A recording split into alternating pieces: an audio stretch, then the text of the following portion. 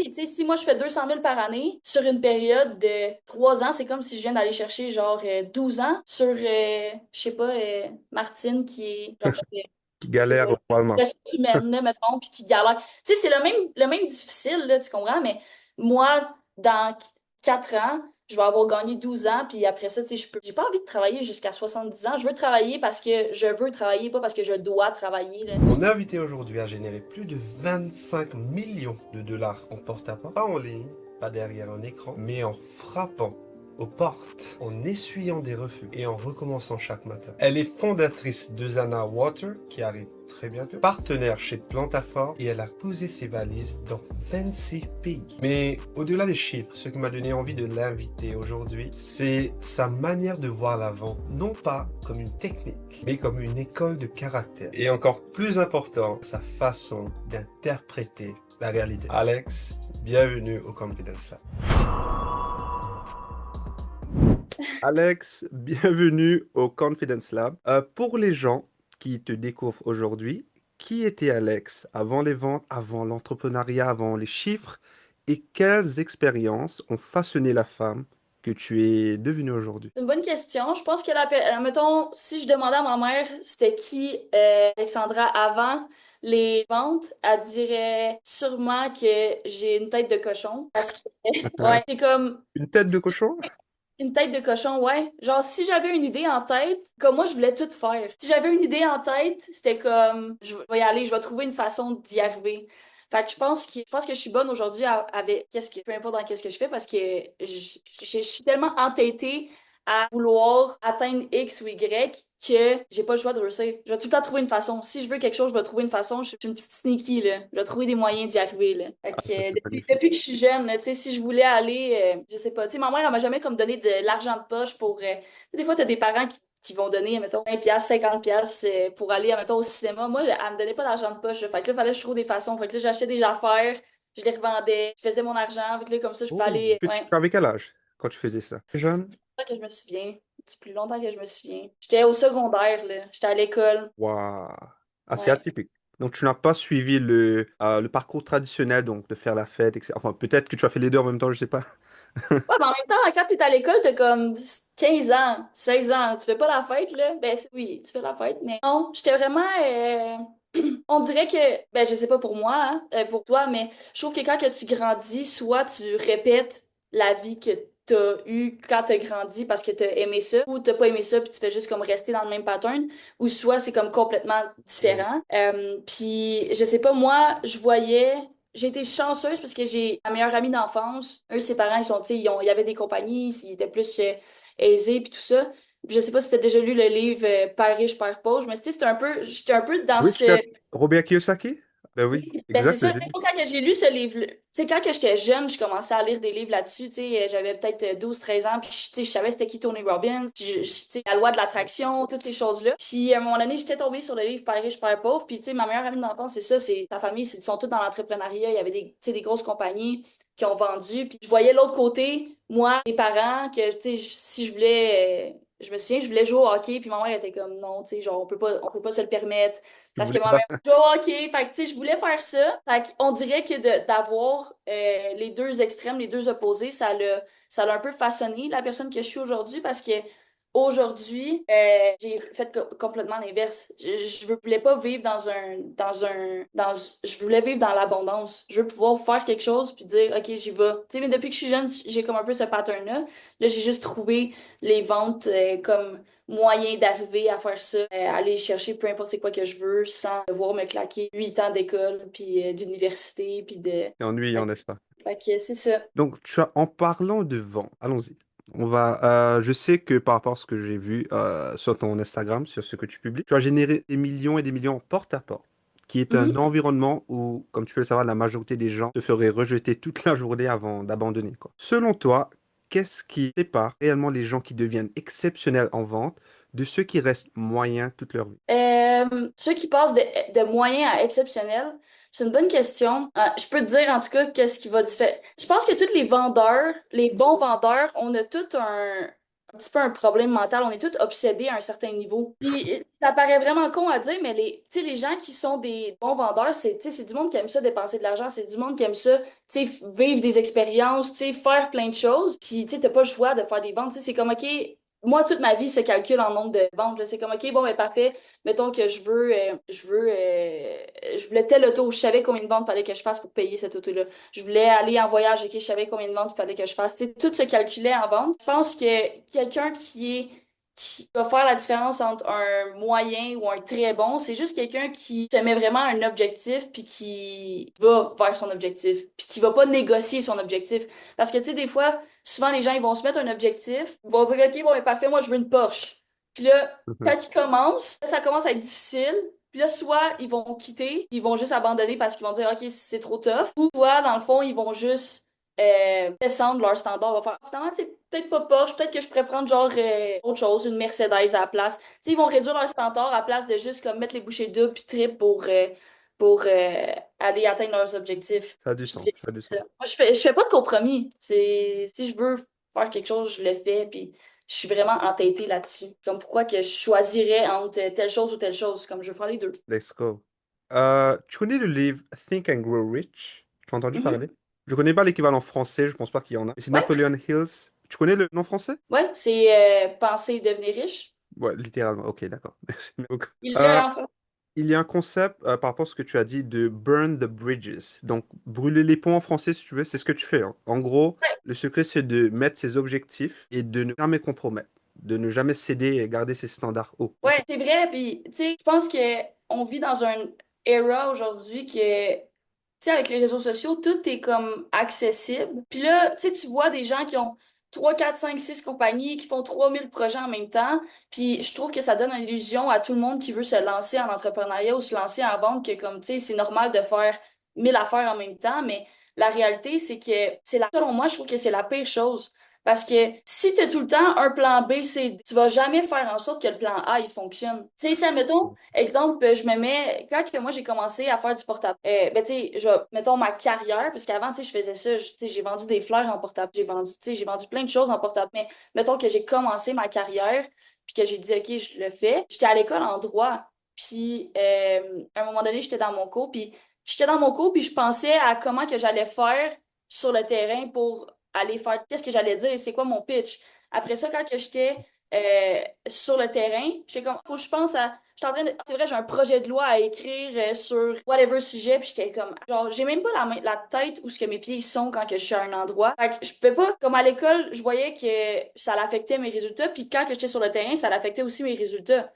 Puis à un moment donné, j'ai dit, fuck it, je vais juste, genre, l'école, elle va être là toute ma vie. Puis moi, quand que je m'étais fait recruter, tu sais, le monde, il dit, tu peux faire 1000 pièces par jour. J'étais comme, 1000 pièces par jour, là. Tu sais, moi, je m'en vais pour être avocate. Ça va prendre combien de temps avant que je puisse faire 1000 pièces par jour? Tu sais, même si, mettons, t'es comme, OK, peut-être il exagère, divise par deux. 500 pièces par jour. OK, 500 pièces par jour. Ça va prendre combien de temps avant que je fasse 500 pièces par jour en étant avocate? Oh, beaucoup de temps. Ça va prendre beaucoup de temps, tu sais, je vais être à l'école pendant 8 ans, puis après ça, tu sais, je vais être l'assistante à quelqu'un, je vais me Ah, taper tout le job. je m'excuse. Est-ce que tu entends le bruit ou... Parfait, tu peux continuer. Parce qu'il y a la tondeuse qui sont en train de... Non, Anyway, j'entends. continue. Noise cancelling. Est-ce So, que... c'est ça, fait que, tu sais, je me suis dit, tu sais quoi, l'école, elle va être là toute ma vie. Fait que, genre, je peux prendre.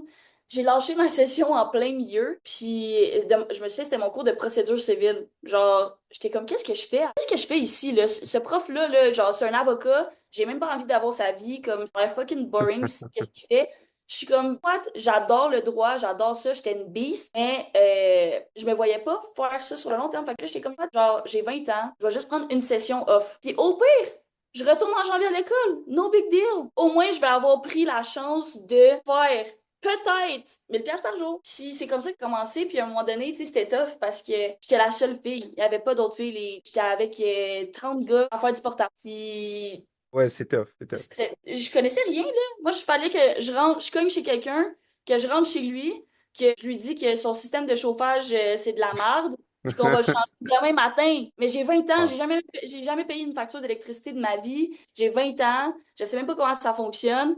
Puis il faut que je dise à Richard, 60 ans, ça fait 40 ans qu'il habite dans sa maison, que genre, on va changer son système demain matin.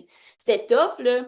Pendant 4 mois, Je pense pendant 3 4 mois, j'ai même pas fait 1 dollar. J'ai cogné des portes Wow. gratuitement pendant 3 4 mois. Puis ça me faisait tellement chier, ça me rendait folle. J'étais comme, je peux pas. Puis j'ai eu le raisonnement à un moment donné, je me suis dit, de toute façon, je peux pas y retourner à l'école. Je peux pas y retourner. La session, elle commence en janvier, anyways. J'ai deux options. Soit je perds mon temps à rester ici, puis ou soit je make the most out of it, puis comme je vais juste l'exploser, puis tu sais quoi, sinon je vais retourner travailler au Walmart. Je travaillais dans un Walmart dans ce temps-là, je pense, dans un Tim Hortons. Je vais-tu retravailler au Walmart à faire 500 pièces par mois quand j'ai la possibilité de faire 500 pièces par jour? Je dis Ouais. non. Genre, je peux faire 0 dollar pendant un mois, puis j'arrive à la même chose que si je travaillais dans un Walmart. Puis là, je voyais qu'il y avait une croissance personnelle qui se faisait. Parce que, tu sais, quand tu fais face à la réjection, comme 50 fois par jour, puis que le monde, ils te dise non, puis Ça te qui forge, n'est-ce pas? ouais, ça forge un caractère, puis, tu sais, ça forge un caractère, puis de la résilience, puis, tu sais, j'avais pas le choix de trouver des façons de communiquer mieux pour pouvoir être capable d'arriver à get job done. Fait que Euh, c'est... Alex, je m'excuse de t'interrompre. Il y a mon landlord qui est là. Deux OK. minutes, 2 minutes. Yes, Greg, I'm doing a podcast, actually. Oh, no, is there something urgent or... Oh, thank you, thank you, thank you. Merci. Au fait, il me dit, la personne qui tourne le gazon, il me disait de fermer la fenêtre parce que le son. Et pour être honnête, Hmm. juste attends, je m'excuse de t'avoir interrompu. On en était où? Euh, On va Ben, non, éviter ben, tout ça, de c'est toute ça. façon, t'inquiète pas. Je vais couper tout ça, le petit, la petite. Sinon, le monde, ils vont te regarder aller fermer ta fenêtre pour le gazon, là. C'est bon, j'ai fermé, j'ai fermé. Maintenant, je t'entends. Parce qu'il y avait le buzz qui... Enfin, anyway. Ouais. En fait, tu me parlais de... C'est ça, dans le fond, tu sais, c'est ça, j'avais l'option de soit, genre, quitter, parce que je pouvais pas revenir à l'école, sauf que j'avais soit l'option j'avais quitté ma session, je peux pas retourner avant, tu sais, j'ai quitté officiellement en août ou en septembre, fait que, tu sais, j'étais 2 semaines, 3 semaines in de ma session, fait que j'ai lâché ma session, puis j'étais comme, de toute façon, je peux pas retourner à l'école, fait que j'ai 4 mois à tuer devant moi, là, j'ai 4 mois à tuer devant moi, fait que qu'est-ce que je fais? Est-ce que je vais retourner travailler au Walmart ou soit dans le fond je vais juste stock it up puis de toute façon j'ai comme un mois techniquement même si je fais 0 dollar je peux faire une vente à la fin de mon mois puis j'arrive à la même chose que si je travaillais dans un Walmart sauf que j'avais beaucoup plus de valeur ajoutée à ma vie. J'étais avec un crew de personnes que, tu sais, tout le monde lisait des livres, tu sais, c'était une gang de gars, c'était des Mongols, là, tu sais, je veux dire, puis tu sais, on sortait ensemble, on allait au gym ensemble, tu Let's sais, go. ouais, fait que tu sais, j'avais un plus-value autre qu'être avec Denise qui a son badge 25 ans chez Walmart. Enfin, le choix était évident, on va dire. Ouais, en plus de là-bas.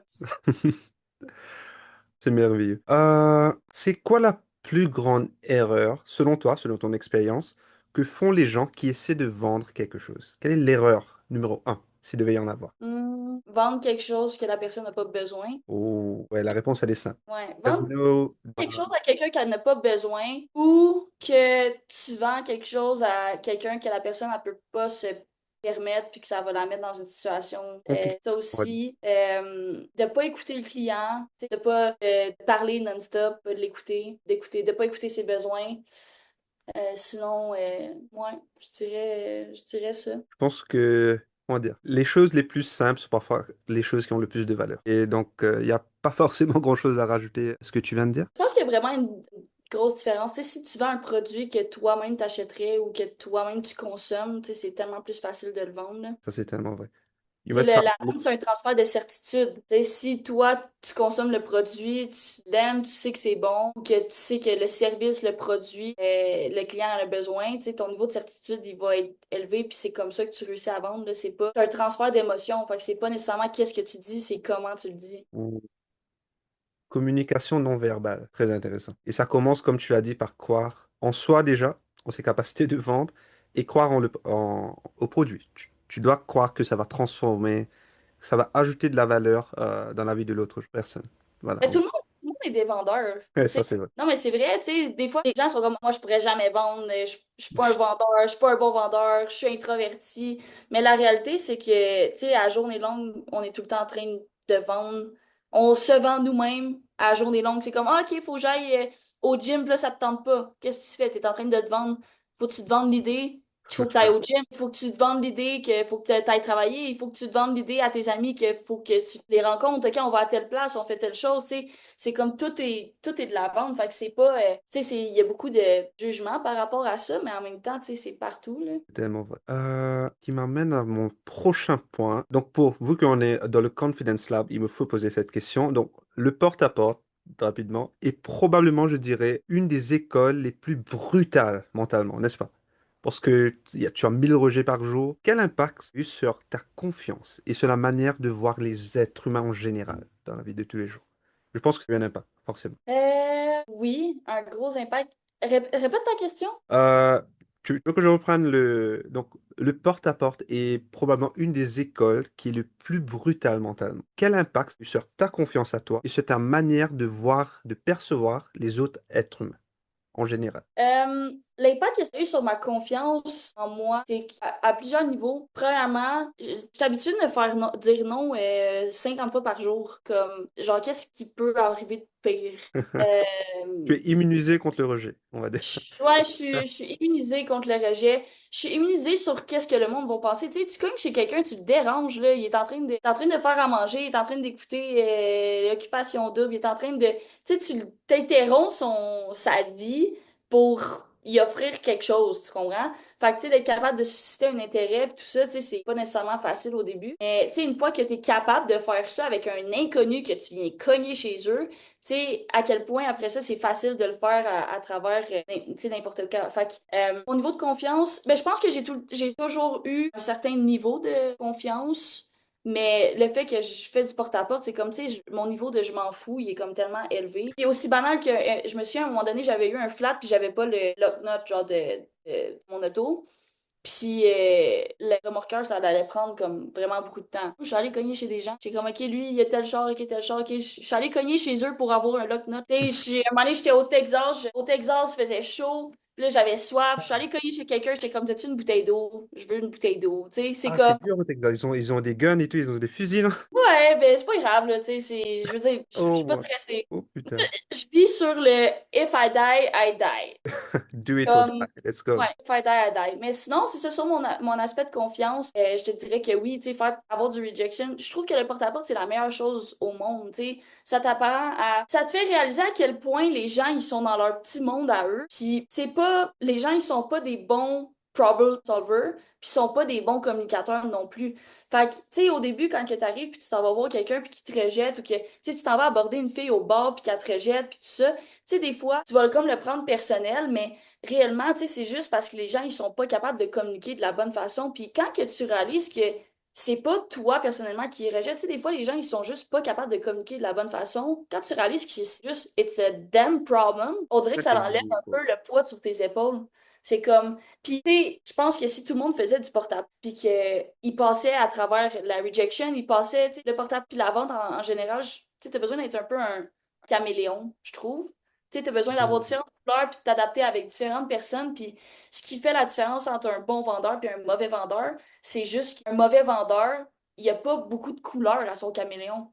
Il va être capable d'avoir la même couleur que lui-même. Fait que, tu sais, il va être capable de vendre le même genre de personne que lui y est.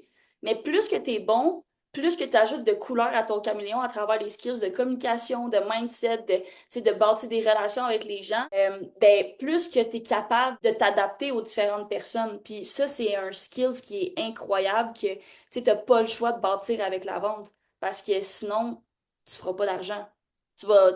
C'est ça qui réduit le ratio. C'est ça qui augmente ton ratio de closing, en fait. C'est à quel point tu es un bon caméléon. À quel point tu vas poser les bonnes questions, à quel point tu vas être capable de connecter avec la personne pour que justement, elle te dise c'est quoi qu'elle a besoin, c'est quoi qu'elle veut pour l'amener à elle atteindre ses objectifs, tu sais. Magnifique.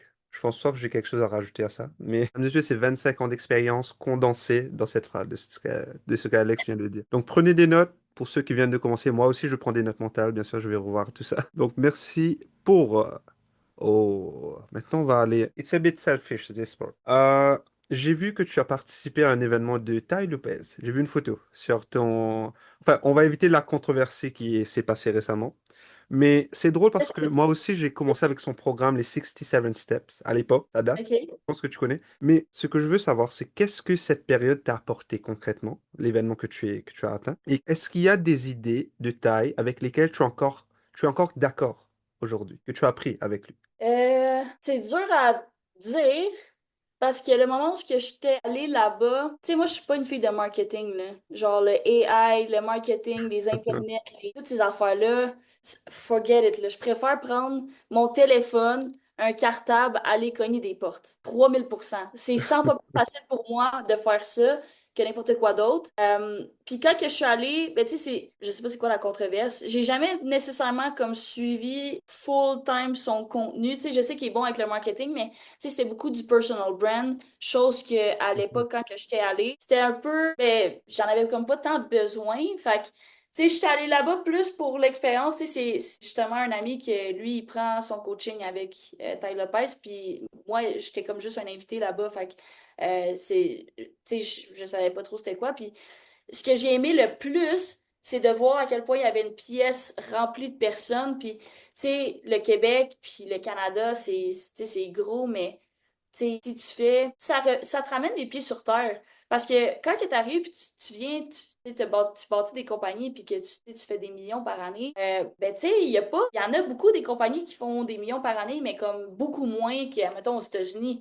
Mais quand tu arrives, puis que tu t'en vas dans une pièce avec remplie de monde qui font des centaines de millions, qui font des dizaines de millions, puis Ouais. que t'es comme, OK, genre, je suis une petite personne, là. Genre, Tu as l'imposter syndrome un peu, peut-être? mais c'est pas l'imposter syndrome. Moi, je trouve ça inspirant parce que, tu sais, les discussions, Magnifique. c'est Tu as le bon différent. mot. Ça m'intimide pas. Moi, ça m'empower. Je suis comme, OK, genre, tu fais fucking 100 millions par année. Let's go, man. Genre, où t'es commencé, où tu t'en vas, comme, qu'est-ce qui s'est passé, tu sais, c'est quoi la différence. Puis, tu sais, ça fait réaliser aussi que, ça m'a fait réaliser que t'as juste besoin de faire comme ton premier million. Tu sais, on entend tout le temps l'histoire du premier million, mais, tu sais, une fois que tu fais ton premier million, on dirait que tout devient plus facile.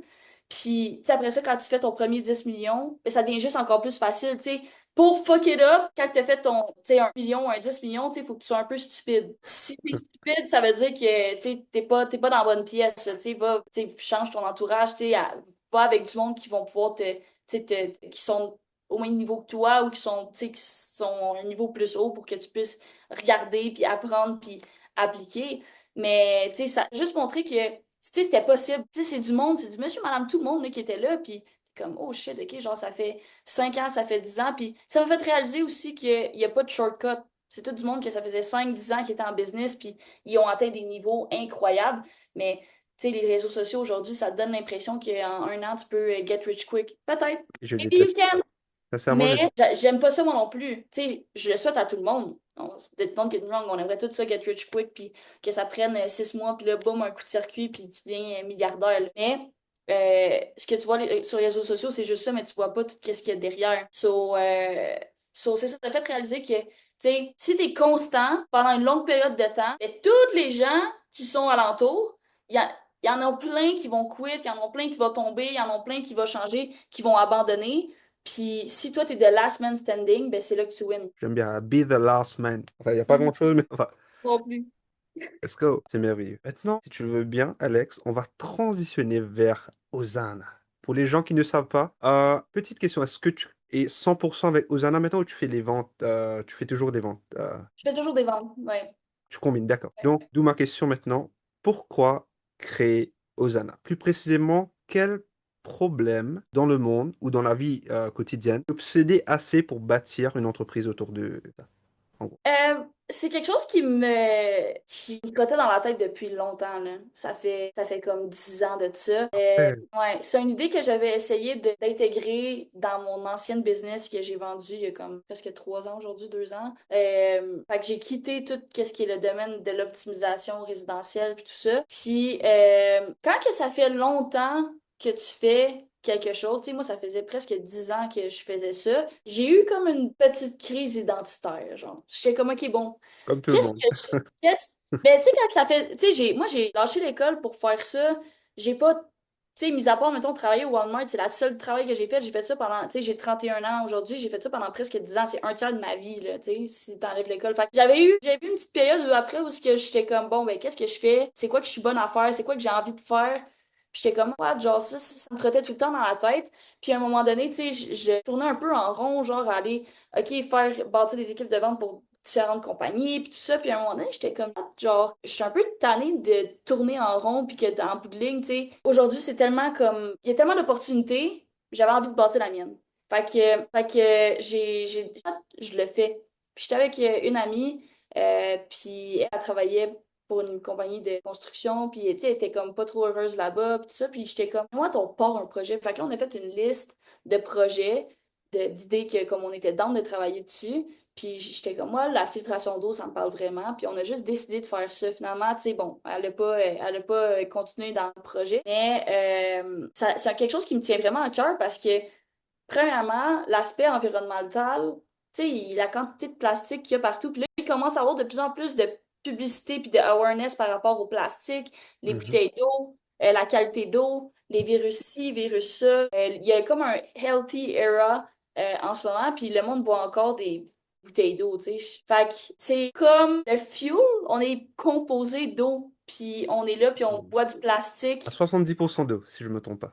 Ouais, comme quelque chose comme ça. Mais tu sais, plein de microplastiques, là. Tu sais, on consomme pour l'équivalent d'une carte de crédit de plastique par semaine en microplastique. Waouh, c'est pas bien. Pour nous. C'est fou.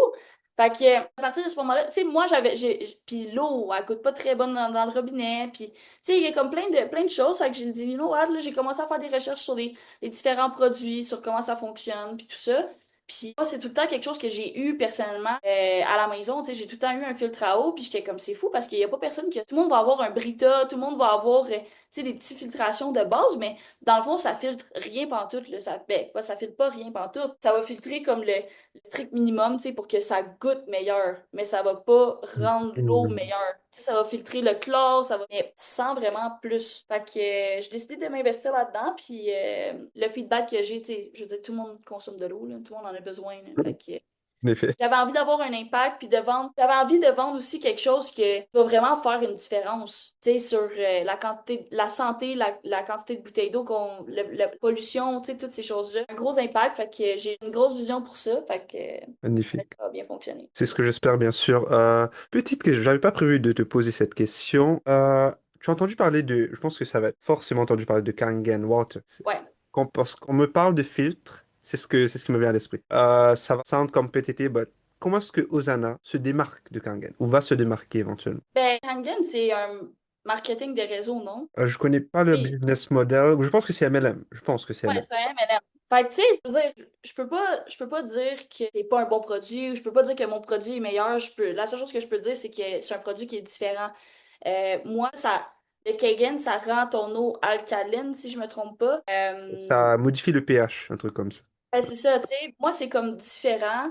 C'est de l'osmose inverse. Fait que, dans le fond, Osmose c'est inverse. ouais, de Peux-tu nous l'osmose. expliquer c'est quoi? L'osmose inverse, dans le fond, peut-être que je me trompe, là, mais il me semble que c'est genre une technologie qui a été développée pour la NASA quand ils envoyaient Ouais. les astronautes dans l'espace. Tous les conspirationnistes qui vont dire, ah, peut-être qu'on n'est pas allé dans l'espace. On s'en fout, Ça, pas c'est ça un le autre point. sujet pour notre podcast. On va pas y aller. Mais, mais c'est ça, dans le fond, l'osmose inverse, il y a une membrane qui est là, que la seule chose qui passe à travers, c'est la molécule d'eau. C'est une membrane qui est tellement épaisse que ça filtre tout. Ça filtre toutes les particules, les métaux lourds, ça filtre toutes les particules de plastique, les hormones. Tu sais, parce que là, il y a beaucoup d'hormones, tout le monde est sur les contraceptifs, ça va dans l'eau, mais tous les centres de traitement d'eau, ça filtre pas ça. Cette technologie-là, à la base, ça avait été développée pour que, tu sais, eux, les astronautes, ils puissent récupérer leur pipi, là.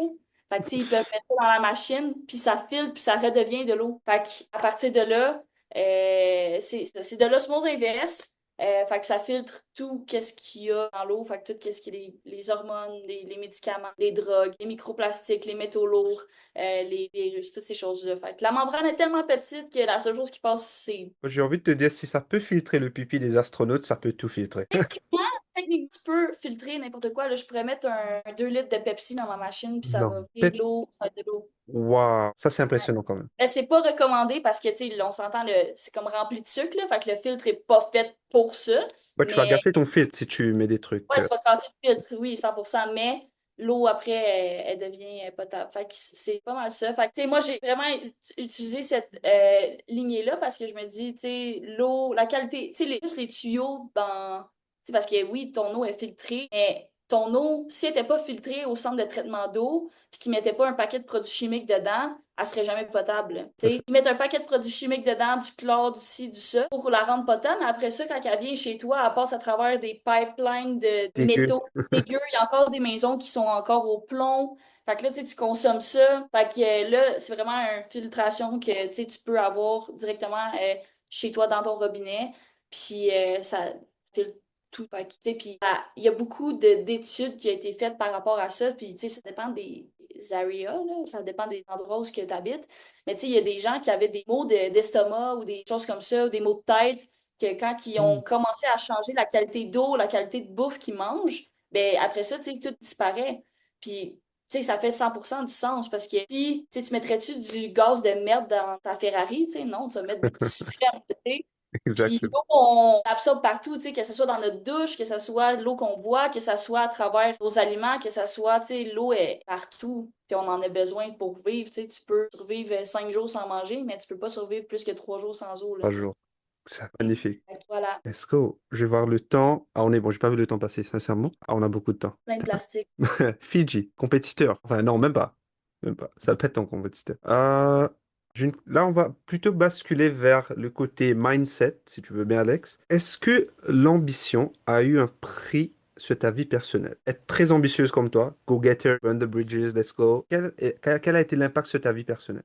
Moi, ce que j'aime dire, c'est que tout a un prix. Opportunité. Faire de l'argent, c'est un prix, puis ne pas en faire, c'est un prix. Tu sais, faire de l'argent, c'est le fun, mais il y a des sacrifices qui viennent avec. T'es-tu prêt à payer le prix? T'es-tu prêt à payer le prix que, tu sais, tu vas manquer des soupers de famille? T'es-tu prêt à payer le prix que, tu sais, tous tes amis vont être en bateau cet été, puis que, tu sais, puis je te parle du moment où, embryonnaire, là, tu sais, si tu commences un projet ou tu commences une nouvelle carrière ou tu commences quelque chose, tu sais, il y a un sacrifice à faire. Tu sais, au début, t'es pas bon, tu sais pas comment ça fonctionne, il faut que tu bâtisses une structure, il faut que tu te crées un momentum. Puis ça, t'as pas le choix de créer ton momentum si tu veux avoir du succès puis d'être constant. Mais ça, c'est un prix, puis des fois, c'est de manquer un souper de famille. Des fois, c'est de faire le tri dans tes amis. Tu sais, quand tes amis ils sont là puis sont en train de rire de toi parce que tu fais ça. Tu sais, moi, Ça, c'est j'ai dur. lâché Ça, c'est le l'école, plus. puis le monde, il disait, et tu sais, quand j'ai lâché l'école en droit, mes amis là, qui étaient à l'école, ils étaient comme, What the fuck, Alex, tu t'en vas faire du sport, puis ils riaient de moi, puis j'étais comme, ouais, genre, j'y vais. Puis j'ai fini par engager des personnes avec qui j'allais à l'école après. Tu comprends? Quelle C'est ça le ironie. fait. Tu sais, moi, ça fait 5 ans que je suis in the game, puis toi, t'arrives 5 ans plus tard, puis ça fait 5 ans que tu regardes qu'est-ce que moi je fais, puis t'es en train de comme juste sûrement, genre, juger qu'est-ce que je fais, puis là, à un moment donné, là, oups, quand tu vois que ça marche, là, tu t'intéresses, tu sais. Fait que, il y a un, tu sais, j'ai fait un tri de mes amis, tu sais, les gens j'ai changé mes amis, je me suis amie avec des gens avec qui que je travaillais, qu'on avait la même vision, tu sais, des gens qu'on va penser pareil, qu'on va avoir les mêmes valeurs, fait que, tu sais, c'est un peu comme un break-up, là, tu sais, tu te débarrasses de certains amis, de certaines personnes qui s'alignent pas avec toi, mais tu sais, tu gardes en tête tout ce que toi, tu veux t'en aller, puis t'es comme, OK, toi, tu m'aides pas, tu marches pas dans la même direction que moi, tu veux pas, puis t'es là, puis tu mets même des bâtons dans mes roues, tu sais, on va avoir un petit sacrifice à faire, là, tu sais. Fait que des amis, des soupers de famille, tu sais, des événements, j'en ai manqué beaucoup pour le travail. J'ai travaillé 7 jours par semaine pendant je sais pas combien de temps. J'en faisais vraiment comme une obsession, là, genre 24/7. Je faisais juste penser à ça. Genre, ça me faisait tellement chier de pas avoir de résultats puis de pas réussir au début que, genre, j'étais dans mon auto, même pas de musique, rien, là. Je me parlais à moi-même, j'étais comme, OK, je vais faire une psychose, là. Je me parlais à moi-même, je faisais le pitch à moi-même, je me réveillais, je rêvais la nuit que je closais des deals. Genre, j'étais dans ma Wow. je pensais je faisais comme vraiment une maladie, mais tu sais, toute cette intensité-là, comme condensée sur une courte période de temps, ça m'a tellement donné d'expérience. Fait que oui, l'ambition, c'est un prix à tous les niveaux. Puis, tu sais, c'est ça qui arrive, c'est que j'aime bien donner l'analogie de la machine distributrice. C'est comme dans la machine distributrice où ce que t'as des snacks, ben, il y a un prix pour chacun des snacks qui est là. Puis si ça dit que c'est 5 piastres pour le snack, puis tu mets 3 Top. piastres dans la machine, ben tu peux pas te fâcher, tu peux pas chialer parce que la Kit Kat, elle tombe pas, là. Tu comprends? Genre, t'ajoutes 2 piastres de plus. Je trouve que c'est constamment comme ça. Puis à travers le temps, il y a des gens qui font juste comme négocier sur leurs goals, sur qu'est-ce qu'ils veulent, sur la qualité de vie qu'ils veulent. Alors que, c'est ça. Moi, j'ai juste comme tout wipe out, qu'est-ce qui m'empêchait d'aller là. Fait que l'ambition, oui, c'est un prix. T'es-tu prêt à le payer? Mais être pauvre aussi, c'est un prix aussi. Puis ne pas avoir d'ambition aussi, c'est un prix, là. Tout a un C'est prix dans la vie, les gars. tout Wow. un prix.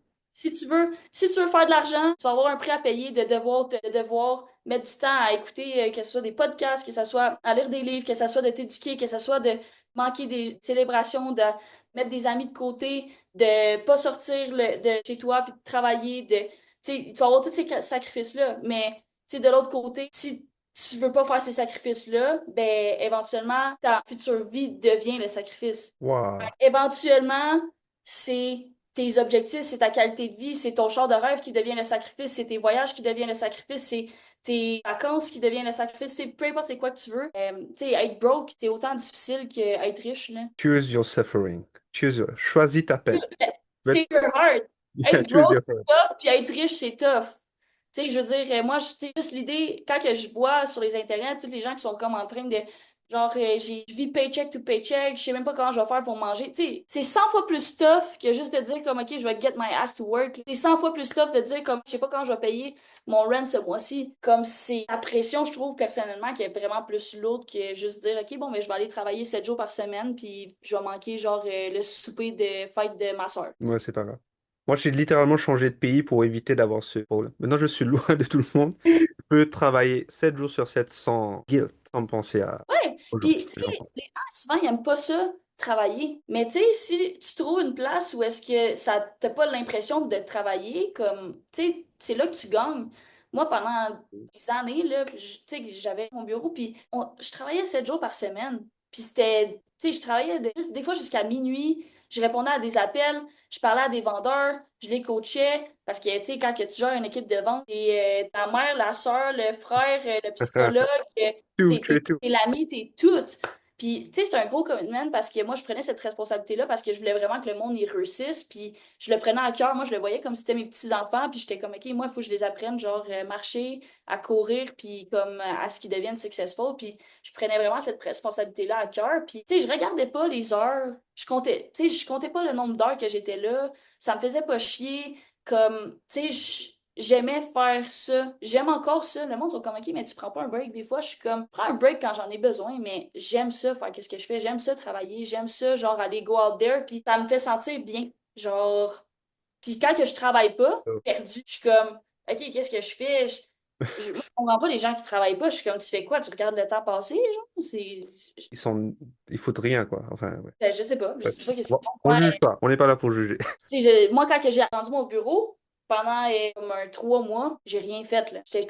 J'étais juste en train de méditer qu'est-ce que j'allais faire de ma vie, là. Puis c'était long, là. C'était un 3 mois qui a passé comme si ça faisait 1 an que je faisais rien. J'étais en train de virer folle. Il y a des gens qui vivent comme ça everyday, là. Je n'ose même pas imaginer comment c'est. Enfin, je l'ai vécu à un moment, mais on n'est pas là pour parler de moi. J'ai une question. Si tu te sens à l'aise, je pense que peu importe la question que je vais te poser, tu vas te sentir à l'aise. Tu as eu 1 million de rejets dans ta vie, donc il n'y a rien qui te fait peur maintenant. À quel moment dans ta vie tu t'es senti la plus insecure? Mis à part le début de la vente, bien sûr, car je sais que tu vas dire au début. Mis à part cela, le début où tu as commencé à 20 ans. Mais on va dire un peu plus dans ton journey entrepreneurial. Insécure. Oups, quelqu'un qui m'appelle. Insécure. Je ne pourrais pas dire que je me sens insécure. On dirait que le fait que j'ai fait du porte-à-porte toute ma vie, Ça t'a immunisé littéralement. ça m'a immunisée parce que je sais que je peux arriver, puis même si je l'avais pas, mettons, 10 000, je sais que je peux le dépenser, puis je vais même pas être stressée, même si je l'ai pas. Parce que je sais que je peux Mhm. aller cogner à, je sais pas, genre 50 portes puis faire 10 000, tu comprends? Genre, on dirait que ça bâtit une certitude en moi que, genre, tu sais, moi, je suis la personne la moins stressée ever. Je me dis, c'est pour ça que je dis, if I die, I die, tu comprends? Je vais tout le temps trouver une façon de figure out whatever it is. De dire de se sentir insécure, je pense, est-ce que je me suis déjà sentie perdue? Oui. Mhm. Insécure? Non, parce que je me suis dit, je peux tout le temps That- retourner faire du that- porte-à-porte. Si tu cherches un job à faire, puis t'es willing de comme juste dire, OK, what, je vais sucker là, puis je vais juste aller cogner des portes, il n'y a pas personne qui va te dire non, là. Comme il y a des compagnies qui m'ont approché pour aller vendre des services de traiteur à des compagnies en porte-à-porte. Il n'y a personne qui fait ça dans la vie, là, faire ça, mais l'opportunité est là. Tu sais, comme si tu es willing d'aller faire du porte-à-porte, d'apprendre un produit, d'apprendre un service, puis d'aller chercher de la clientèle, il n'y a pas aucune compagnie qui va dire non, moi, je veux pas plus de clients. Ça, c'est vrai. C'est comme vraiment rare. Si t'aimes un produit, t'aimes une compagnie, t'aimes un service, puis t'es juste comme, hey, pour vrai, paye-moi pas de salaire, fais juste me payer à la commission. Je vais prendre un plus gros pourcentage de commission. De toute façon, ça te coûte rien en marketing, là. C'est genre, je suis payé à 100% de performance. Je vais aller faire du portage, je vais aller te chercher des clients. Toi, tu me payes une commission là-dessus. Il n'y a pas personne qui va cracher là-dessus. Mais quand tu es capable de faire ça, il n'y a plus aucune insécurité, que ça soit financière, que ça soit psychologique, que ça soit parce que tu vas tout le temps comme figure out. Tu vas tout le temps trouver une façon de figurer comme. Il y a un terme qu'on... Tu as parlé de ça, je pense, à 3 reprises, et j'estime pour l'audience, c'est extrêmement important de comprendre ce concept. En anglais, on appelle ça le resourcefulness. Like, Oui. the ability to figure the fuck out every time. C'est quoi l'équivalent en français? Ingéniosité? Peut-être Euh, D'être. créativité? Non, d'être. Je sais même pas c'est quoi. D'être. Ben, en fait, c'est. Enfin, c'est pas grave, c'est pas grave. On a Ouais. compris. C'est d'aller chercher des ressources, d'être autodidacte, d'aller trouver des solutions, d'être Autodidacte, merci. Je pense que c'est ça. Autodidacte, c'est le mot. proactif, d'être proactif. Oui, puis tu sais, j'ai vendu tellement de trucs random en porte-à-plat. Tu sais, un moment donné, j'étais allée à Québec, j'ai pris un de mes anciens vendeurs, puis j'étais comme, il s'appelle Tristan, Charlotte Tristan. J'ai dit, on s'en va à guerre, on s'en va vendre des génératrices. Je connaissais rien aux génératrices. Électricité, c'est quoi? Et des génératrices, genre Oh. quand il y a des pannes. Je ne connais pas ça. J'ai aucune idée ça ressemble à quoi. Je sais même pas c'est quoi. Puis on est allé genre pendant comme 2 semaines à Québec. Puis tu sais, on a vendu pour genre comme, je pense que c'était comme 120 000 en génératrice en comme Ouais. une semaine. Hein. Je connaissais rien. Mais je veux dire, la commission qu'on a faite de Out était très bonne. Là. Je veux dire, tu nous payes même pas de salaire. Nous autres, on s'en va juste là-bas, in the wild, on s'en va à la chasse. It is what it is. Tu manges, qu'est-ce que tu chasses. J'ai vendu plein de trucs vraiment. Fait que c'est ça, tu sais, si tu as des compagnies qui sont là, puis qu'il y a un service, qu'il y a un produit, puis que t'aimes, t'es comme, hey, est-ce que tu voudrais avoir genre plus de clients? Si je t'apporte des clients, est-ce que tu me donnes une commission? Tu me donnes, je sais pas, un 20%, un 15%, un 10% de pourcentage, Tu me puis donnes je vais beaucoup juste. d'idées là, tu sais, Alex. Tu me donnes des idées d'entrepreneuriat. C'est bien. C'est partout. C'est partout. Fait que, tu sais, l'argent est là, est partout, est accessible à tout le monde. Faire du portable, t'as pas besoin d'un diplôme, t'as pas besoin d'avoir étudié, t'as pas besoin d'avoir de skills. Tu peux juste aller go out there, te péter la face, puis apprendre sur le tas. C'est comme un time-lapse. Moi, je dois avoir engagé comme genre 500 vendeurs, au moins, minimum. Puis ces gars-là, quand ils venaient, là, il y en avait qui ils bégayaient, ils avaient de la misère à communiquer, comme, tu sais, ils partaient de loin, là. Puis j'étais comme, bon, let's get to work. Puis dans un espace de genre 3 mois, c'était même plus la même personne, là. Complètement différent. Mais est-ce que c'est facile? Non, mais c'est simple. Tu prends ton Mm. produit, tu apprends ton produit, tu apprends un pitch, puis tu y vas. Tu t'en vas. That's it. Mais c'est juste que le monde, quand que c'est facile, le monde, ils sont tous contents. Mais quand ça devient difficile, c'est là qu'ils quittent. Mais c'est là qu'il faut que tu continues. Parce qu'après ça, c'est là que tu atteins comme tu défonces un plafond, tu atteins comme un nouveau potential ceiling quand que tu passes à travers les périodes difficiles. Fait que, tu sais, je pense pas que je suis spéciale, je pense pas que j'ai des skills innés, je pense pas que genre comme mes parents m'ont donné un don, je pense vraiment juste que à travers tous les moments où ce que tout le monde a quitté, moi j'ai été juste entêtée puis j'étais comme non, I'm gonna make it work. Let's fucking Alors, go. tu sais, puis c'était un peu un ego trip aussi parce que quand que je me souviens, j'avais commencé le portable. Il y avait un des gars qui était comme encore une fille qui va se faire fourrer par tout le bureau puis qui va quitter après. J'étais comme quoi? Je vais faire tous tes records, je vais être la meilleure vendeuse puis va chier. Après ça, j'avais pas le choix de walk the talk là. J'étais comme oh my god, genre comment je vais faire ça? Si je cogne des pas pendant 2 mois en faisant 0 $, je capote, j'ai même pas de formation, j'ai même pas rien. Il fallait que je figure de A à Z moi toute seule. Puis à la fin, j'ai fini par avoir tous les records là. J'ai fini par tu sais, comme tout le Let's monde dans go. l'industrie me connaît parce que justement, j'étais la seule fille puis je l'avais complètement explosé. Tu sais, j'avais battu des records, j'avais fait des chiffres qui avaient juste aucun sens. Que même moi, je regarde, je look back puis je suis comme, what the fuck, comment, genre, je pourrais-tu refaire ça? Fait que c'est ça, tu sais, c'est d'être entêté puis c'est juste de passer à travers l'adversité. Le secret, tu sais, il n'y en a pas. C'est juste de passer à travers l'adversité puis d'être willing d'apprendre puis de go out there puis d'aller à la chasse puis d'aller créer ton opportunité, d'aller créer ton succès. Puis je trouve que c'est ça qui est le fun avec la vente, c'est que, tu sais, il n'y a pas personne qui va te regarder puis qui va dire, non, c'est pas comme ça. Tu sais, tu peux, tant que tu arrives puis tu get shit done, comme, puis que tu t'en vas chercher tes chiffres puis que tu fais tes ventes, comme, le sky is the limit. C'est t'es payé à la performance. Plus que tu vends, plus que tu vas faire d'argent. Plus que tu fais d'argent, ben, après ça, tu fais ce que tu veux avec ton argent. Mais tu sais, je pense souvent que l'argent qu'on fait aujourd'hui vaut plus que demain parce que tu sais, si la monde en moyenne, ils font 50 000 par année, puis que moi, j'en fais, je sais pas, 200, ben, je viens de gagner 4 ans de vie versus la personne normale, là. Comme le temps, c'est de l'argent, puis l'argent, ça l'achète le temps. On presse le temps avec l'argent.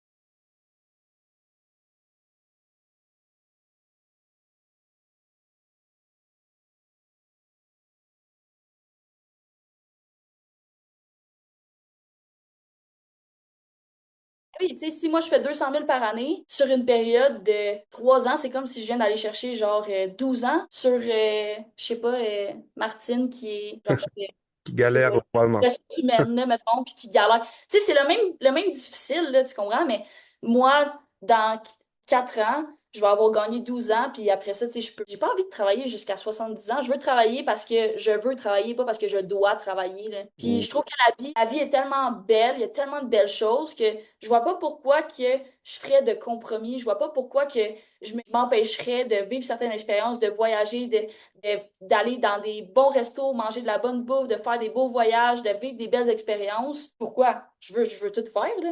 Je veux genre que la 80 years old version of me elle regarde puis elle fasse comme oh shit, genre j'ai tout fait là. I can die in peace. Genre, j'ai tout fait ce que je voulais. Fait que, oui, je pense que les ventes, pour quelqu'un qui est, si t'es pas académiquement, genre si t'es pas un médecin ou whatever, si t'es pas académiquement comme bon, puis que tu sais pas qu'est-ce que tu veux faire, ben, les ventes, c'est une bonne place où grandir. Parce que là, tout le monde va être entrepreneur, mais ils sont pas prêts à faire le sacrifice, là. Être entrepreneur, là, c'est it's not the sexy thing, là. Les Mhm. réseaux sociaux mettent ça sexy, mais à chaque fois que quelqu'un m'appelle, ils sont comme, puis justement, hier, c'est arrivé, quelqu'un qui m'a appelé, il était comme, ouais, Alex, j'ai l'opportunité de partir la business. Je suis comme, mais pourquoi? Genre, est-ce que c'est ça que tu veux? Ben là, je sais pas. Ben si tu sais pas, ça veut dire que tu devrais pas le faire. Fais juste être un vendeur, Nice. explose, Let's prends un go. pourcentage, casse-toi pas la tête avec rien, là. Genre, parce que oui, partir tes propres affaires, peut-être que tu vas faire plus d'argent, mais tu vas voir que tu vas pas être bon à tout faire. Va falloir que tu engages, va falloir que ci, va falloir que ça. Je trouve que la vente, t'es comme une partie t'es comme un intrapreneur, puis t'as une assez grosse latitude pour faire souvent plus d'argent que des fois les propriétaires des business, sans avoir tout le casse-tête. Oh putain. Je suis en train de rewire mon... Parce que là, je lance mon produit. Et, enfin bref, je vais pas parler de moi, mais ouais. Tu sais, souvent, les gens, Ok. ils rendent ça sexy. Les gens, ils veulent être, sont un peu entitled, sont comme, OK, je veux partir ma business, puis comme je veux être un entrepreneur, puis je suis comme, guys, genre, tu sais qu'il y a des vendeurs qui font genre 500 000, 700 000, 1 million par année, là. Puis ils travaillent pour quelqu'un, là. Genre, mais si toi, tu décidais de partir ta même business, tu serais 24/7 en train de penser ça. Là, tu fais juste être un vendeur. Tu punch in, tu punch out. T'as même pas besoin de te faire chier avec des clients, du service, de l'inventaire, d'ici, de ça. Toi, tu fais juste vendre. Puis tu fais ta commission, tu fais ton argent en te cassant pas la tête. Je suis comme, pourquoi tu... Tu sais, puis des fois, les gens, ils pensent qu'ils ont les capacités d'être un entrepreneur puis de bâtir une business, mais ils pensent que, mais ils n'ont pas les habiletés de le faire. Puis j'encourage tout le monde à se partir en business. Je vais jamais décourager quelqu'un de le faire. Mais des fois, la chose qui revient le plus souvent, c'est je vais partir ma business, je veux être entrepreneur, je veux partir ma compagnie. Je suis comme, pourquoi? Je veux faire de l'argent. Je suis comme, hey, buddy, si tu le fais pour faire de l'argent, tu le fais pas pour les bonnes raisons, là. Ils sont comme, ben là, je veux avoir l'indépendance financière. Nan, nan. Je suis comme, OK, puis est-ce que tu penses que c'est la seule façon que tu peux avoir l'indépendance financière, c'est en partant de business? Puis les gens ont cette préconception-là que la seule façon qu'ils peuvent avoir l'indépendance financière, c'est en partant des business, mais c'est tellement pas vrai. C'est tellement pas vrai. Tu sais, quand que je faisais juste des ventes, je faisais 200 000 à 300 000 par année à faire juste des ventes. Je me faisais pas chier avec rien. Mais tu sais, t'en fais de l'argent là, en faisant juste des ventes, là. Avec 300 000 par année, là, tu vis bien en crise, là. Genre, j'en dépensais en crise de l'argent, puis genre, il m'en restait encore, tu comprends?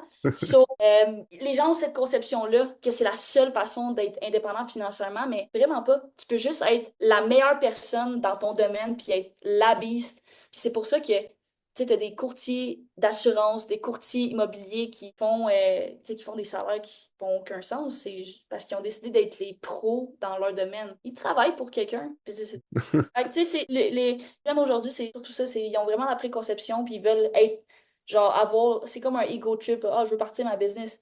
Hey, genre, oh, je t'encourage à le faire, mais est-ce que tu es prêt? Parce que, tu sais, tu vas être ta propre bitch, là, pendant au moins 5 ans. Si tu penses que tu vas être riche en 2 ans, je te le souhaite, mais genre, si t'es pas prêt à commit pendant 5 ans à genre travailler 24/7 puis pas faire d'argent pendant tes 5 premières années parce que l'argent que tu vas faire, tu vas la réinjecter dans ta business. Là. C'est pas comme ah, OK, je m'en vais à Monaco, là. C'est comme non, t'as réinjecté dans ta business, puis tu grossis. Mais les gens ont pas, ils voient pas ça. Fait que quand les gens me demandent non, je veux partir en business pour faire de l'argent.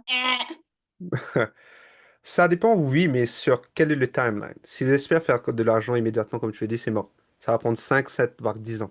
Oh mon Dieu, magnifique. Ben Excellent. moi, je veux dire, don't get me wrong, je pars mon projet aux annales, là. Genre, je veux en faire de l'argent, là, tu comprends? Je vais vendre cette compagnie-là pour 50 millions, 100 millions, là. Je le sais, tu comprends? Je vais en faire de l'argent. Mais je sais que c'est pas sur une période de 1 an, de 2 ans, de 3 ans. Tu sais, dans ma tête, j'ai comme un barème de comme 5 ans que je suis comme, OK, je donne un gros boost. Mais tu sais, pendant ces 5 ans-là, tu sais, combien je vais faire? Je sais pas, je vais réinjecter. Puis là, tu sais, t'es comme pogné in the loop. Puis c'est surtout comme la valeur que je peux apporter. Tu sais, les gens, ils focusent tout le temps sur l'argent, mais quand tu arrêtes de focuser sur l'argent puis que tu focuses sur c'est quoi la valeur que tu peux apporter, l'argent vient. Ça vient automatique. C'est Tony Tu sais, Robbins qui dit ça, n'est-ce pas? C'est Anthony Robbins qui dit ça. C'est un de ses ouais, oui, actually, c'est vrai. Mais, massive value. mais Il a oui, dit ça mais comme puis quand les vendeurs, ils ont des drops de résultats, souvent c'est parce qu'ils sont en train de penser à leurs problèmes de finances, à leur commission, puis là, il faut qu'ils fassent de l'argent, puis qu'il faut qu'ils vendent, puis qu'il faut qu'ils vendent. Mais comme quand tu arrives, puis tu focuses vraiment, tu changes de focus sur genre, vendre le service, puis apporter de la valeur, l'argent vient. L'argent vient automatiquement. magnifique. Les gars, si vous devez prendre des notes, c'est là, c'est le moment. Bon, Alex, c'est incroyable. J'ai même pas vu le temps passer. Il nous reste que 5 minutes. Est-ce que ça te dérange si on déborde par 1 ou 2 minutes? C'est sûr, ok. Parce que je voulais pas t'interrompre, même si je le fais parfois, mais parce que tu as juste tellement de valeur, je voulais pas t'interrompre. Merci. Maintenant, avant de te poser la dernière question, on va faire une petite séance de rapid fire. Tu n'as pas besoin de trop, trop penser. Tu appréhendes déjà. Dis-moi ce que vient at the top of your head. Don't overthink it, just go for it. Et je sais que tu vas, will nail it for sure. Ok, on va commencer. Et c'est centré autour de la vente, donc c'est ton dada. On va y aller. 3, 2, 1, let's go. Le meilleur vendeur naît ou se construit? Il se construit. Le plus important, confiance ou discipline? Let's go. Une qualité obligatoire pour survivre en vente? Résilience. Let's go. Détermination. Domination? Détermination. Détermination. Oh mon Dieu, désolé, c'était pas une qualité. Une qualité obligatoire pour survivre. Je m'excuse. La pire excuse des mauvais vendeurs. J'ai pas le temps, c'est tough, c'est dur, c'est pas facile. Du sens. Vendre, c'est manipuler. Vendre, c'est de l'influence. Nice. Le rejet, carburant ou poison? Carburant. Let's go. Ça m'étonne pas. Un, un livre de vente ou business qui t'a réellement marqué. How to win friends and influence people. Tu rigoles. C'est ma Bible. Dale Carnegie. Let's go. Oh my God. Le plus gros mythe sur la vente. On est tous des crosseurs. Crosseur, c'est un mot québécois, ça veut dire quoi? Des scammers. Je vois. Les snake oil salesmen. I get it. Anyway. Une phrase qu'un vendeur ne devrait jamais dire. Une phrase qu'il devrait jamais dire, je sais pas. Pouvez-vous, s'il vous plaît, acheter? Je sais pas, moi. Je sais pas. Est-ce que, je sais pas. Jamais dire, I don't know. Je skip Ouais, la ouais. question. C'est Ouais, c'est comme, pas grave. On il y a skip, on skip, tellement- on skip. C'est pas grave, c'est pas grave, c'est pas grave. Le meilleur conseil pour quelqu'un qui veut faire ses premières ventes. go in the wild. Je m'y attendais. Just do it. Just do it. Just fucking do it, guys. L'argent change les gens. L'argent te rend plus toi. en fait, amplifie la personne que t'es. Nice, c'est tellement vrai. Le charisme aide vraiment à vendre. Oui. Ça, c'est logique. Le charisme, ça s'apprend. Exactement. Behaviors, guys, just learn. Celui-là, ça va parler à beaucoup de gens. Introvertis ou extravertis? Qui vend le mieux selon toi? Je dirais introverti. Non. Là, on va... Ouais. Et, normalement, ouais. Peux-tu me dire pourquoi? Parce que souvent, les extravertis, ils parlent trop, sont trop excités, mais les introvertis, ils sont comme plus laid back, puis ils posent des questions. Fait qu'ils sont capables de comme pinpoint exactement, tu sais, où ils doivent s'en aller pour ça. Mais les Hmm. introvertis, souvent, ils sont comme, ah, je suis pas bon à vendre. Fait que là, tu sais, ils veulent pas, mais souvent, c'est les meilleurs, c'est souvent les meilleurs vendeurs. Mais Wow. en fait, il y a pas un ou l'autre qui est meilleur que l'autre, c'est le caméléon, tu comprends? Celui qui est le plus caméléon. Mais Ouais. l'introverti, naturellement, il va poser plus de questions parce qu'il va moins parler. Tandis que la personne extravertie, il faut qu'il contrôle son moulin à parole, là. Parle trop. C'est l'histoire de ma vie. Donc, une des raisons pourquoi j'ai fait ce podcast, c'est pour apprendre à me taire et écouter. Figure-toi. C'est une des raisons, mais entre autres. Une habitude qui a changé ta performance. Lire des livres. Nice. Et dernière question. Si quelqu'un écoute cet épisode aujourd'hui et qui manque totalement de confiance, quel serait ton premier conseil concret pour cette personne? Baby steps. Nice. Small victory. Tu sais, la confiance, ça se bâtit avec toi-même. Ça se bâtit à travers toi qui respectes tes propres commitments. De savoir que comme Let's tu go. peux te faire confiance à toi-même. Fait que baby step, faire ton lit, tu sais, dire, faire les choses que tu dis que tu vas faire, la discipline, aller au gym, faire tes choses. Let's go. On peut pas faire plus simple que ça. Fake it until you make it aussi. Faire des choses que, tu sais, qui sont difficiles ou des choses qui te rendent complètement inconfortable. Après ça, tu vas être confortable à faire des choses qui sont comme un peu anormales. Genre, si tu t'en vas faire du porte-à-porte, for no reason, tu t'en vas juste faire dire que tu viens faire un sondage sur n'importe quoi, là, just for fun. Puis après ça, tu vas pas avoir la même anxiété si tu t'en vas juste aborder un inconnu dans la rue. T'es déjà allé cogner chez Mm. quelqu'un.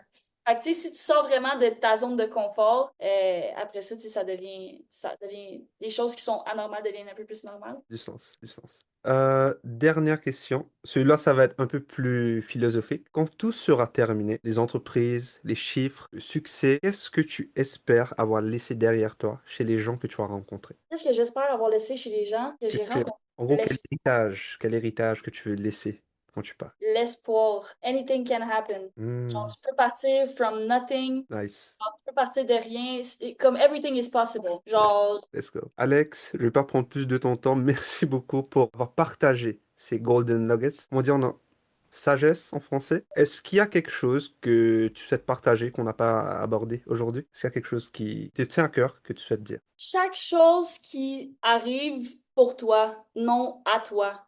Fait que je pense que si t'es dans l'adversité ou que t'es dans une place dans ta vie en ce moment puis t'écoutes ça puis que ça va pas bien ou que t'es perdu puis que tu sais pas quoi faire ou peu importe, t'as plein de challenges, derrière tous ces challenges-là, utilise-les comme pouvoir puis je pense que c'est le plus gros skills que j'ai appris. Puis j'ai appris ça quand que mon père est décédé quand j'avais comme 16 ans. J'étais comme, la seule chose que tu peux faire, c'est regarder qu'est-ce qui se passe devant toi. Est-ce que tu peux changer la situation? Oui, non. Si oui, good, change it. Sinon, juste vis avec, move on, puis continue, puis make the best out of it. Fait que, derrière chacun des plus grosses catastrophes que tu penses qu'il peut t'arriver, tout est temporaire. Puis tout est temporaire pour une certaine. Des fois, ça va durer une semaine, des fois, c'est une journée, des fois, c'est une heure, des fois, c'est Exactement.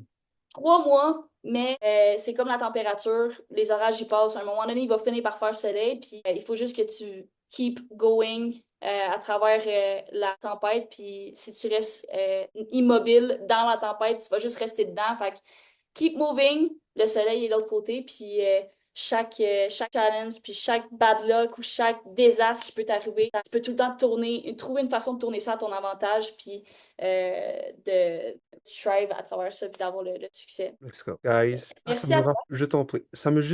Tu connais Joko Willink, le Navy SEAL? Il a dit un truc qui est très similaire par rapport à ce que tu viens de dire. It's besides death, every failure is only psychological. Mis à part la mort, tous tes échecs sont que psychologiques. Donc ça rejoint tout à fait ce que tu viens de dire. Oui, 100%. Puis tu sais, c'est drôle parce que Hosanna est né à cause de ça. J'étais tellement dans une place dans ma vie, j'étais comme, qu'est-ce que je vais faire de ma vie? J'ai passé de genre, OK, j'ai du succès, je suis une beast à qu'est-ce que je fais, à genre, ça fait 1 an que je tourne en rond, puis je sais pas qu'est-ce que je fais. Puis à un moment donné, j'ai atteint le niveau de comme, je suis tannée d'être tannée, puis j'étais comme, you know what, fuck it, je le fais. Mais si j'avais été dans une opportunité où ce que ça aurait été fucking bon, ou que j'aurais été resté à la même place, ce projet-là serait jamais né, puis who the fuck knows? Peut-être que genre dans 5 ans, tout le monde va avoir ce filtre-là, puis ça sera pas juste genre un luxe avoir de l'eau potable, comme on est en 2026, ça devrait pas être un luxe. Fait que peut-être que ça va changer le monde, puis je le sais même pas, tout ça parce que j'étais in the dark chez nous, puis j'étais comme tabarnak, qu'est-ce que je vais faire de ma vie, tu comprends? Fait que je pense que derrière chaque challenge puis chaque phase, c'est sûr que quand t'es dedans, t'es comme tabarnak, genre ça va pas, mais si t'es capable de voir après, puis de juste comme dire, OK, c'est une tempête, c'est temporaire. Quand tu gardes en tête que c'est temporaire, puis que tu décides de juste comme regarder qu'est-ce qu'il va y avoir après, ça va être beaucoup. Putain. Ça, oula, on peut injurier. Enfin, je sais qu'on a dépassé le temps, mais ça m'a rappelé. Il y a un livre qui s'appelle Learn Optimism de Martin Seligman. En gros, ça t'aide à devenir optimiste. Et un des trucs, un des critères dont il parle, c'est ce que tu viens de dire. Savoir être conscient que les échecs, les moments difficiles sont temporaires. Ils vont pas durer. Ça va durer quelques secondes, comme tu as dit, un jour, 2 jours, 1 heure, 1 minute, et c'est temporaire, ça va passer. Feelings are over. What's the fuck? Les émotions sont Ouais, parce overstated. on est tellement sur le moment de l'émotion que ça paraît pire que c'est, mais quand que c'est fini puis tu look back, t'es comme, OK, c'était juste ça. Mais, tu sais, je trouve que, moi, je regarde, je me dis tout le temps, ça pourrait être pire. C'est, genre, je me dis, OK, je suis bien, même si je suis dans le everything is in fire, je me dis, ça pourrait être pire. Genre, je me dis tout, ça, puis ça pourrait tout le temps être pire. Puis on dirait que ça me réconforte. Genre, admettons, puis des choses vraiment banales, là. Puis le monde sont comme, comment tu fais pour rester saine d'esprit? Je suis comme, je sais pas, j'ai un problème mental. Tu sais, il y a un moment donné où tu sais, j'ai perdu une centaine de milliers de dollars, puis le monde était comme, ça te fait pas chier? Puis j'étais comme, ben, je veux dire, j'aurais aimé ça ne pas perdre, genre, 150 000, mais je l'ai perdu. Fait que, qu'est-ce que tu veux que je fasse? Tu comprends? Je peux pas rien faire. It's C'est la done. vie. Puis rapidement, le monde il pensait que j'allais genre rester hold on à ça pendant un X nombre de temps, puis que j'allais faire un deuil, puis tu sais, je pense que j'ai tendance à faire rapidement des deuils sur n'importe quoi. Tu sais, même quand mon père est décédé, j'étais comme, pourquoi que je vais me morfondre pendant des mois, des semaines, des années, scraper ma vie? Genre, life goes on, il va pas revenir, tu comprends? Life goes on, puis make him proud, whatever. Mais quand que j'ai perdu ce montant d'argent-là, ça m'a affecté. J'étais comme, fuck, man, j'ai perdu, mais je suis comme, j'ai l'habileté de générer tellement d'argent juste parce que j'ai les compétences que genre, fuck off. Je vais juste aller go out there, on tourne la page, on tourne le chapitre, puis c'est une leçon que j'ai appris qui m'a coûté 150 000, mais que peut-être que si je l'avais appris dans 5 ans, ça m'aurait coûté 2, 3 millions.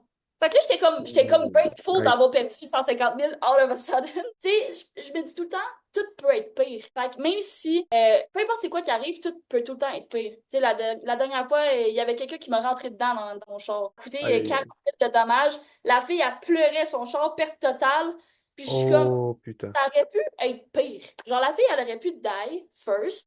Genre, le char, il aurait pu être perte totale. J'aurais pu, moi, die comme, genre, c'est juste du matériel. Fait que je change ma perspective tellement rapidement.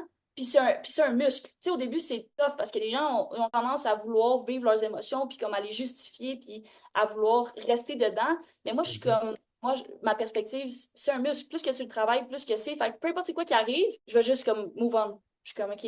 Puis à un point tel où il y a des gens qui se rappellent des choses qui m'est arrivées que moi, je me rappelle même pas. Je suis comme, comment tu te rappelles que moi, il y a ça, cette date-là qui m'est arrivée? Je m'en rappelle pas. Je m'en rappelle pas parce que j'ai pas accordé d'importance. Je move on. Je suis comme, OK, j'ai manqué vos vols, ça aurait pu être pire. Je suis dans l'avion. Genre, j'ai manqué, je sais pas, man, j'ai manqué ma sortie, ça aurait pu être pire. Je vais arriver 2 heures, 2 minutes en retard. On s'en fout, comme, il n'y en a pas de problème. Ça aurait pu tout le temps être pire. Ça peut être le titre de ton livre. Ça pourrait être pire. Pourquoi Ça pas? pourrait être pire. C'est quoi le pire des scénarios? Quand que je vais arriver, puis le monde sont comme, là, je devrais-tu faire ça? Je suis comme, c'est quoi le pire des scénarios? C'est quoi le pire qui va arriver? Le pire qui va arriver, c'est que ça marchera pas. Le pire qui va arriver, c'est que la réponse, ça va être non. Le pire qui va arriver, c'est ça. Fait que je s'essaye ici d'un coup, que le pire qui va arriver. Puis, tu sais, à un moment donné, je m'en allais à l'aéroport, puis là, j'avais pas pris mon vol. Fait que là, j'arrive à l'aéroport. Là, le monde était comme, ouais, mais là, what if il y a pas de place? Je suis comme, OK, c'est vraiment ça le pire des scénarios. Genre, what if il n'y a pas de place quand j'arrive à l'aéroport pour prendre mon billet? C'était comme la semaine passée. J'ai pris mon billet comme directement devant le desk. T'es comme, tu t'en vas à l'aéroport, mais t'as pas ton ticket. Je suis comme, non, je vais le prendre là-bas. Mais là, il y aura peut-être pas de place. OK, ben s'il y a pas de place, je vais prendre le vol d'après, puis je vais retourner chez nous. Comme c'est ça le pire des scénarios. C'est ça la pire chose. Fait que, c'est quoi le pire des scénarios? C'est quoi le pire qui va arriver? Puis je suis comme, if I die, I die. Si ça marche pas, ça marche pas. It is what it is. Magnifique. Ce que je retiens de ton mindset, c'est que si tu vas pas crever, si tu vas pas mourir, le pire, c'est que tu crèves, quoi. Besides death. Tout est temporaire. Tout est temporaire. La Genre, vie. tout est temporaire. Même si ça marche ou ça marche pas. Genre, même si ça va fucking bien, c'est temporaire. Tu comprends? C'est Exactement. genre, C'est pour ça même que si j'essaie ça de va rester vraiment pas sur des roulettes, t'es comment c'est stopper là-dessus. magnifique. Bon, Alex, c'est la première fois que je excède un podcast autant, mais par respect pour ton temps, dernière question. Les gens qui veulent bénéficier de ta sagesse, qui veulent voir ce que Hosanna, comment est-ce que Hosanna comment dire, grandir au fil des années, où est-ce qu'ils peuvent te trouver en ligne? Ben, vous pouvez me trouver Alex avec un E, Alex de Blondie sur Instagram ou sinon Osana Water sur Instagram. Ça va être le filtre. Fait que Let's go. j'espère que vous allez boire de l'eau pure bientôt, les amis. Let's go.